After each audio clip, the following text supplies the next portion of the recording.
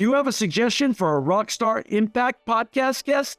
Go to impactpodcast.com and just click Be a Guest to recommend someone today. This edition of the Impact Podcast is brought to you by ERI. ERI has a mission to protect people, the planet, and your privacy, and is the largest fully integrated IT and electronics asset disposition provider and cybersecurity-focused hardware destruction company in the United States, and maybe even the world. For more information on how ERI can help your business properly dispose of outdated electronic hardware devices, please visit eridirect.com. This episode of the Impact Podcast is brought to you by Closed Loop Partners. Closed Loop Partners is a leading circular economy investor in the United States with an extensive network of Fortune 500 corporate investors, family offices, institutional investors, industry experts, and impact partners. Closed Loop's platform spans the arc of capital from venture capital to private equity, bridging gaps and fostering synergies to scale the circular economy. To find Closed Loop Partners, please go to www.closedlooppartners.com.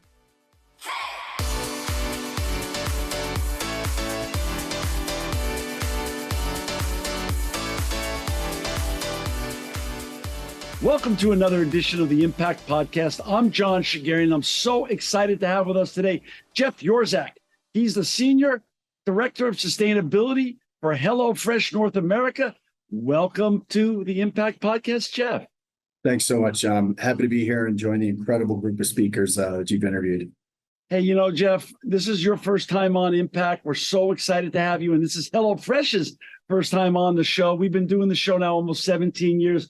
So it's really an honor to have you on. But before we get talking about everything you and your colleagues are doing in sustainability at HelloFresh, I'd love to hear first about your background. Where did you grow up and how did you get on this fantastic journey? Yeah, thanks so much. It has been a fantastic journey at that too. I can't deny. I'll be honest. My dad was an Eagle Scout. I used to take us on canoe trips and fishing as a kid. So I really, at a very early age, developed a strong appreciation for being outside, engaging with the outdoors. And so, then went off to university, ended up getting a degree in chemical engineering, found it super fascinating, but got to the end of it and really didn't want to work in petroleum or chemicals. It just didn't feel right to me. So I went into the environmental field, frankly, and spent a bunch of time in cleanup and compliance work. I ended up getting a master's degree in environmental science. And then actually I was on a 6-day solo hike by myself on the Continental Divide. Wow. And wrote something in my journal along the lines of, what would it mean to get in front of this? Like, how do you stop waste before it happens? And, that was before a lot of these dual degrees and things we see now were available. So I decided to go to business school and see if I could pivot to sort of the front end of the conversation and stop waste before it happened. So it's kind of a long shot. But it worked. I mean, in my last semester, I met a partner at a tiny little boutique sustainability consulting firm, and joined that firm in actually 2003. It was about a year or so after I graduated. Just a string of efforts to create a career in sustainability back then. It was really young, but then I spent 10 years there. It was an end-to-end education in the technical tools of sustainability, like product life cycle assessment, and management systems, and public reporting, and some of these things that are really mainstream right now. So it was an incredible time for me, but I mean, to be honest, I can trace my career in sustainability back to a hike in the mountains, and the Indian Peaks Wilderness area outside of Boulder, Colorado, is a really special place for me now. I mean, it's my partner and I actually did a commitment ceremony there just a few years ago. It's one of my favorite places in the whole earth. There's something actually elegant and poetic about figuring out your life on a 6-day solo journey. Come on now, that makes a whole ton of sense to me, actually. And I love that. Talk a little bit about HelloFresh. HelloFresh is a newer brand, comparatively speaking, in American history, but it's an important brand. Where did you decide, and how did you decide to join HelloFresh, and when did you get involved with sustainability at HelloFresh? Yeah. So, after a number of years, over a decade, developing skills sort of on the consulting side, I basically stumbled over the opportunity. A friend of mine called me to tell me he had heard about an opening that he thought I'd be perfect for. I've always been an avid home chef. I really love cooking. And I was fascinated by the way they're disrupting the food system and just making home cooking with whole ingredients available and accessible. Not everybody has that background of learning to cook, and I mean, I learned to cook at my mother's heel, but that's becoming less and less common. So, I got my first box actually back in 2014. And I was just blown away at how powerful this was. Cooking can be a super intimidating experience for people, and this company made it fun and easy for people to get up and to get in the game. It was just way too exciting to pass up. So I ended up joining the company in 2016. And I'd always felt I wanted to lead a program, and consulting was basically the vehicle where I developed the experience and the skills to do it. But it was a hard decision to leave consulting, to be honest. And it just felt like this would pull together so many different elements of my background in a new way that was really exciting for me, in a company that was in a really disruptive space in the food sector. So I joined in 2016, and really the rest is history at this point. How big is HelloFresh now? How many homes do you serve? Is it only North America, or are you serving other countries around the world right now as well? So HelloFresh actually is active in 18 different markets around the country, around the world. Wow. So we're nationwide in the U.S. and by far, we're the largest meal kit in the United States. But actually, we delivered more than 490 million meals to customers across the U.S. at this point. Wow. It's very simple. A box has different numbers of meals in it that we would ship to our customer. But it's not unheard of for us to ship 1 million boxes a week in the US alone. So, and just to be clear, so HelloFresh is based in Berlin, over in Germany. But for people who don't know meal kits, I mean, we deliver fresh ingredients to our customers' doorsteps every week. So they receive step-by-step recipes, complete with nutritional information, and essentially fresh, pre-measured ingredients to get them whipping up delicious dinners in no time. So there's vegetarian and vegan options, as well as plenty of omnivore options for folks who want other proteins in their meals as well. So, as you and I know, folks in your roles, and I think it's one of the greatest fraternities on the planet, Senior Director of Sustainability. That, sustainability can be read narrowly depending on the company and the DNA of a company or organization. It can also be very, very broad. Talk a little bit about what Senior Director of Sustainability means at HelloFresh. Yeah.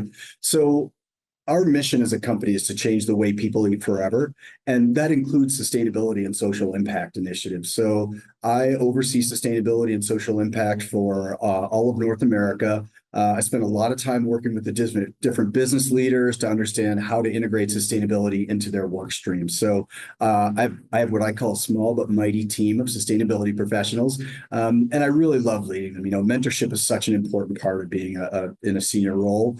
But we have essentially environmental sustainability initiatives. We have a number of social impact initiatives here in North America, and then I collaborate regularly with our Berlin-based team that sort of is pulling all that together for annual corporate reporting over in Europe and some of those types of things, and investor reporting. And then I get involved all over the place where it makes sense. With a background in environmental consulting, I get to pull together a lot of pieces of what I've done before in the past. But certainly, like, the program has a number of pillars I could go into for you. It's really a pretty interesting program, I think. Well, in terms of HelloFresh and sustainability, talk a little bit about where you choose to spend the vast majority of your time, moving your mission forward. Yeah. So the environmental sustainability program has a number of components. The key pillars are essentially fighting food waste, reducing carbon emissions, and packaging sustainability. So what does that mean, right? On the food waste side, reducing food waste is one of the strongest benefits of a meal kit. We've done some in-home food waste studies and seen as much as 45% reduction in food waste related to dinner relative to, portioning of ingredients and some of those types of pre-planning.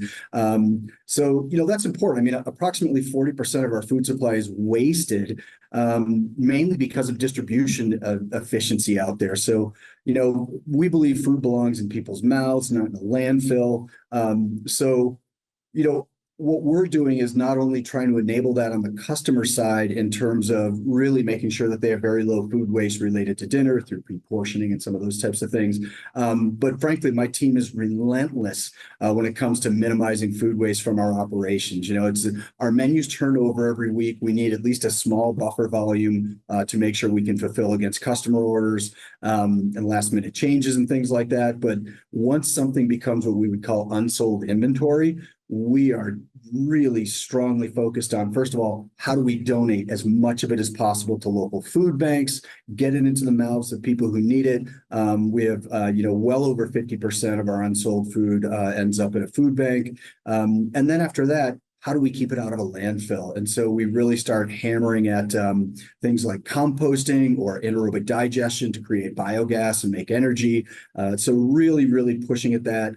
To try and explore what does zero food waste to landfill even mean. So food waste, number one, then reducing carbon emissions. There's clearly this is the global issue of our time. Any company not working on is missing the target. So we prioritize avoiding, reducing, and replacing emissions. So back in 2020, we switched all of our facilities over to 100% renewable electricity. That's mostly wind. And then managing our refrigeration systems. Most of the companies in food do have to manage large refrigeration systems. Those are pretty potent greenhouse gases.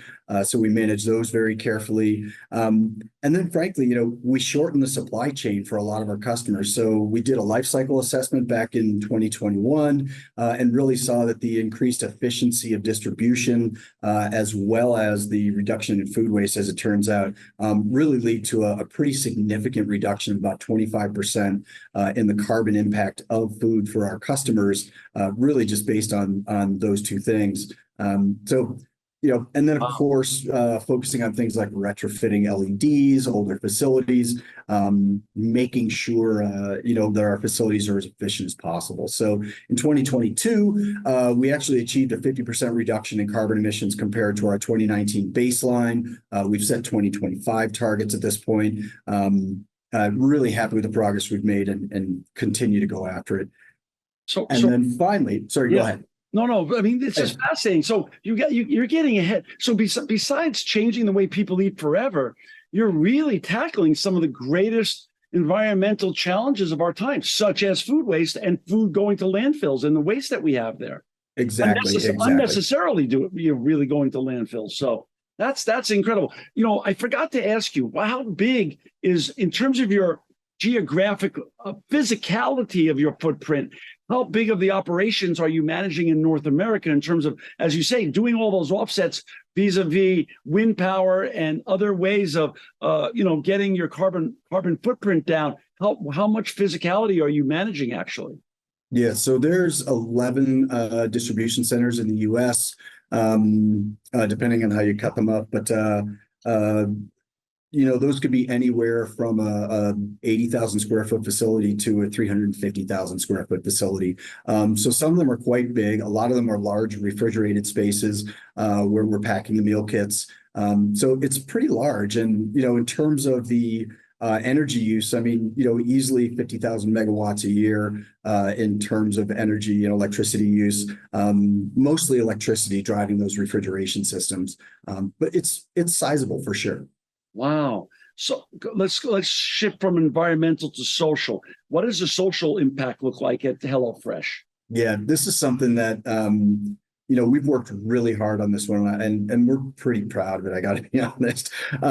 So Our social impact program focuses on increasing the accessibility and availability of nutritious food and fighting insecurity. So we recently published a report called Hunger Matters in the US that found that 1 in 3 Americans have experienced food insecurity in their lifetime, which is totally astounding as far as I'm concerned. And even more unusual, younger generations reported significant levels of food insecurity. So students and sort of folks just entering the workforce.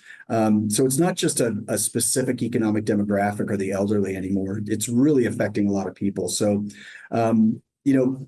in the end, hunger never sleeps. So HelloFresh works at this every week, all year long, to combat hunger, alongside local organizations, government officials, logistics professionals, even our own customers. So as I was talking about, we have a weekly turnover of our meal kit recipes, which means that we can identify surplus food in our system really, really early. Our quality team is able to review everything left at the end of the week, created by those buffer volumes and last minute choice changes by customers, and basically identify perfectly good food that we won't be able to use. So at that point, it's technically just taking up space in the warehouse. So we're trying to get it out of the building as quickly as possible. We've got really amazing food banking and food rescue partners who help us get it into the community as quickly as possible. So that's our surplus, and that's a pretty significant stream. But beyond that, we actually have 2 social impact initiatives at HelloFresh. One, the biggest one really is called Meals with Meaning. And essentially we provide 40,000 free meal kits every week with wholesome, easy to follow recipes. We worked actually with our food rescue charities to define what would a meal kit for the food insecure look like, and then essentially brought our culinary team who loves to design recipes, and our procurement team who are excellent at sourcing food. And in fact, we source new food against that every week. So, when we looked at it, we didn't think we could trust the variability in our surplus volumes. So we just realized we had to buy it. So that's 40,000 servings a week, going out into communities like Atlanta, Dallas, Fort Worth, Newark, New York City, and Phoenix. And essentially, we partnered with our food rescue partners to figure out how to pack that, how to distribute it, and how to get it really into the community. We actually started this program right at the height of the COVID pandemic in Newark, New Jersey, and then over in New York, where the need was so strong at that time.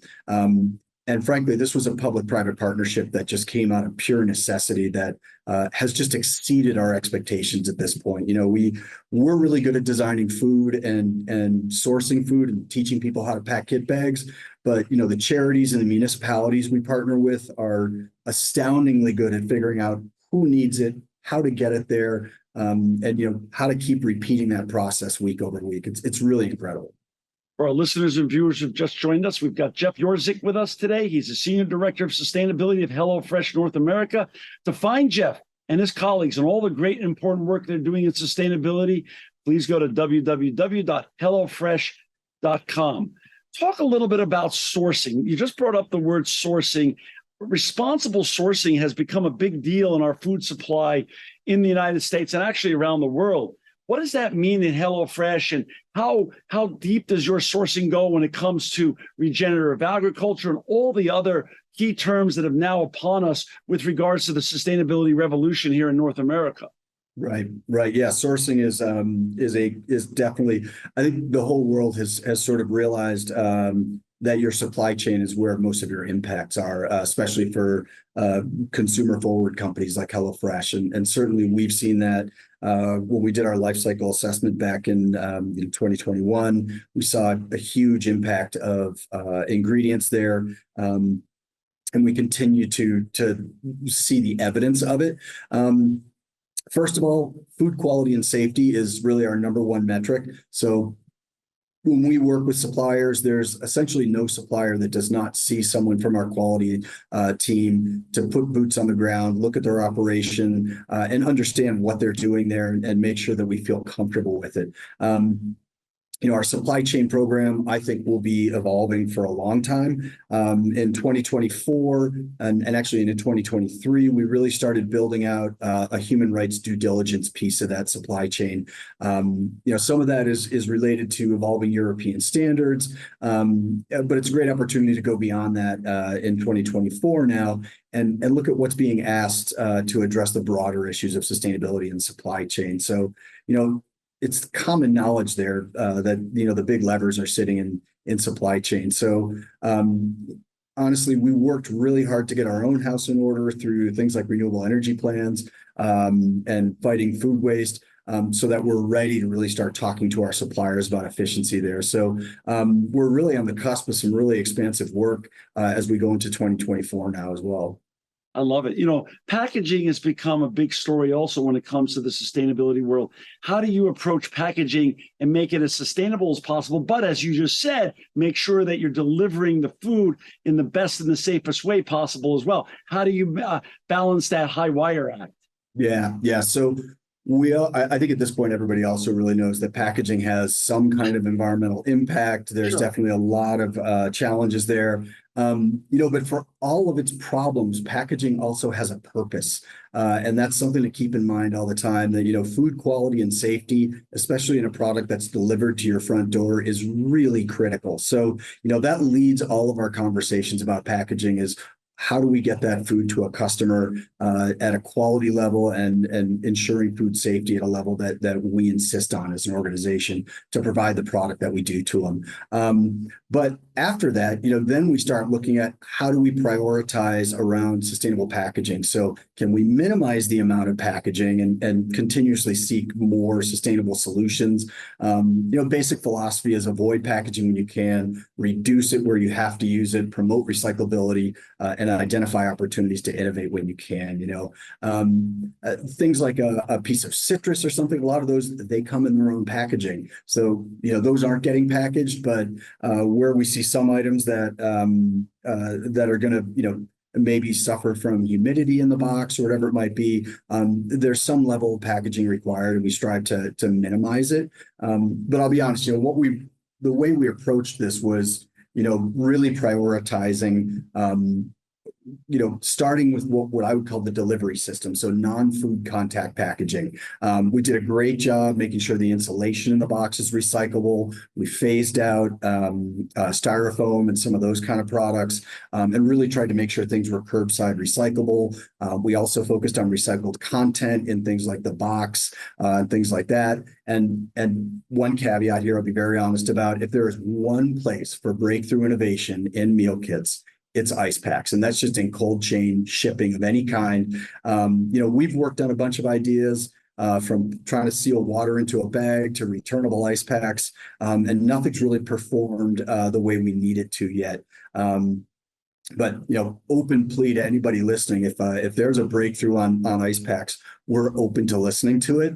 And then on the food contact side, that's where we have to kind of go item by item to find opportunities for more sustainable packaging, to see kind of what the item is. A sauce might be a little bit more difficult than rices and grains. So actually in 2023, we worked on a paper solution for rices and grains instead of using plastic film. We had really good results with it. We're actually in the process of rolling that out in 2024. So it becomes like an item by item search when you're in the food contact world, because you've got all these regulations around food safety and quality. They really drive the product. So in the end, we try to help our customers recycle the packaging properly, understand what the options are, minimize how much we use. And we're pretty proud. In 2022, we actually have reduced our packaging materials by 12% over our 2020 baseline. And we continue to work at that. I think we'll be working on, packaging and supply chain are things the food industry will be working on beyond our lifetimes. Talk a little bit about transparency. As you and I know, sustainability, one of the pillars of great sustainable practices is radical transparency. How do you create an impact or sustainability report every year that you publish? We do. So being based in Berlin over in Germany, We're subject to European reporting laws, which include a requirement to produce a non-financial report, which is under the NFRD, or Non-Financial Reporting Directive. And in 2024, that has pivoted into the CSRD, which is the Corporate Sustainability Reporting Directive. So yes, we do report annually on our sustainability outcomes, our performance, where we're standing relative to targets, especially where we stand relative to what's called a materiality assessment, which is a pretty common tool in sustainability. But what's material about the way that our company intersects with sustainability? We report on that every year. CSRD, the new European regulation, is taking it to another level at this point. But we have quite a bit there, as well as for the things that don't end up in an annual report, which quite soon is actually going to be even attached to our financial report. Europe is actually elevating the quality level of sustainability data to the same level as financial data, which is an amazing exercise. We're all learning from it. And it's going to transform sustainability as far as I'm concerned. But we also have websites. We do have a sustainability section on our website. I would be remiss if I didn't mention that we talk about sort of more of the details of the things we're working on, and the partners we have, and celebrating some of those things in ways that don't always fit into an investor grade report and things like that. Jeff, we're now in the beginning of 2024. What gets you most excited right now? What initiatives or programs are you the most excited about that you're allowed to talk about right now? Yeah, so there's a few things there. I mean, I mentioned that we're really working to expand our supply chain program this year. So that one I'm really excited about. We being an ex-consultant, I took what I might call a concentric circles approach, where we really worked on our facilities, our own in-house sustainability, to get our own house in order before we started going out to the supply chain and essentially trying to tell them what to do. So, now we're ready to really launch into that. And so 2023, we really started digging in on the human rights side. 2024, we're expanding that now into, looking more at things like the carbon impact of the food we're sourcing. We've got some great data partners in place that we really enjoy working with, specifically a company called How Good that's doing a fantastic job bringing emissions factor data and things like that to the table. So that's one area. And then, on the tactical level, rolling out things like this, the paper packaging for rice and grains. We're already looking at more ways to apply that same technology that we're using for that. So those are two. And then, frankly, from a professional perspective, I'm really excited about the way that sustainability reporting is evolving in the world. We all knew, it had to happen at some point. Europe appears to be on the cutting edge of it right now, and so really being at a company that's in the first wave of organizations that are reporting to these new regulations, it's just really exciting to be embracing that and figuring out how we're really going to move the needle and create that level of comparability that investors are really demanding now. That's interesting. Jeff, all great brands have a lot of things in common, just like all great families have a lot of things in common. Where do you find benchmarks? HelloFresh is such a unique company and a leader in its branding. Where do you find benchmarks to try to give you inspiration and aspiration to continue to push sustainability and the mission at HelloFresh forward? Great question. It's and you're right. I mean, there really isn't a multi-billion-dollar multinational meal kit company that we can compare ourselves to out there. Certainly, we compare ourselves to all of our competitors. We look at, what are the large grocers doing? What are home delivery companies doing? And some of those types of folks who are in the same space. We sort of watch all of them, and then certainly we talk to investors, investor groups. We have a great investor relations team that really does quite a bit of outreach. And then finally, I'm lost on that one. Finally, we work to just see what's expected out there. Some of these ranking firms, MSCI, Sustainalytics, some of these folks, they've got expectations too. So we may not have direct comps, but we definitely have a lot of different people in similar spaces to us, as well as some of these investor groups that are publishing expectations and places to look for sort of best in class and things that we can model. You know, Jeff, I've been doing this show since 2007 and had almost 2,000 guests on now. You have one of the most gorgeous and beautiful backgrounds we've ever had on this show. Tell a little bit of how you got that most gorgeous background there. Thank you much. Yeah, with the age of just so many virtual meetings anymore, I decided to start bringing seasonally and geographically appropriate backgrounds. So we can all upload backgrounds. Why not use some of the great pictures that we all tend to take on a beautiful day? This is actually the Flatirons of Boulder, Colorado in the background, which is where our Colorado office is. I took this picture on the way to work. It was a very, very cold day. It was about 10 below. We had gotten some snow the night before, so the sky was just amazingly blue. But, I really enjoyed taking photos of. I love the environment. I take a lot of photos of it. So why not bring them to bear in video calls and instead of a cold office background or something like that. That's good. Did you study professional photography, or are you just an amazing layman photographer? Apparently, I'm an amazing layman. Thank you. Appreciate the compliment. I love it. I love it, Jeff. Just beautiful, and just thank you. Thank you for coming on the show today. And you're always welcome back here to share this. As you and I know, there's no finish line in sustainability, and it's an ongoing process and journey. And you're always welcome to come on back, the Impact Podcast, to continue your journey, to continue your story at HelloFresh. And for our listeners and viewers who want to find Jeff and his colleagues and all the important work they're doing at HelloFresh and sustainability, please go to www.hellofresh.com. Jeff Yorzyk, thank you so much for being a guest today on the Impact Podcast. And thank you and your colleagues for doing all the great work in your sustainability you're doing at HelloFresh. But more importantly, thank you for making the world a better place.